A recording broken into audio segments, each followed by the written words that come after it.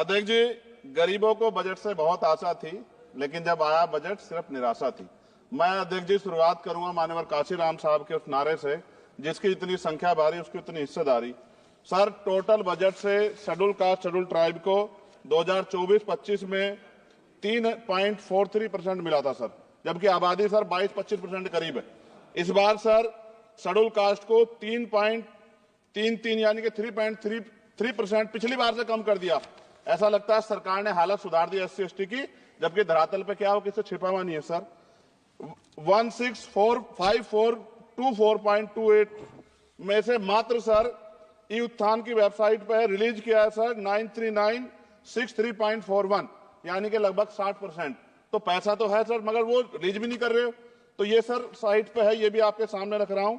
2024-25 में schedule tribe के लिए सर 3.47 इस बार का बजट है 25-26 का, और ये लगभग ना के बराबर बढ़ा है sir. Teaching learning and result for state में सर पिछली बार 210 करोड़ था, इस बार घटा के 145 करोड़ कर दिया गया sir. PM Shri school sir, स्कूलों के हालात बहुत खराब है। मैंने पिछली बार कहा कोई बड़ी घटना घट सकती है। 24-25 में 1220 था, मात्र 1% की बढ़ोतरी की 1310 करोड़।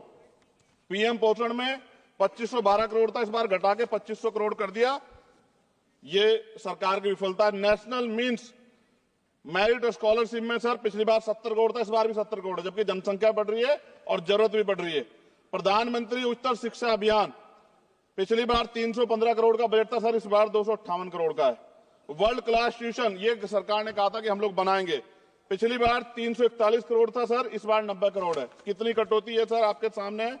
SC/ST एट्रोसिटी होती है सर, उसका बजट समय से नहीं मिलता, परिवारों को इसका सामना करना पड़ता है।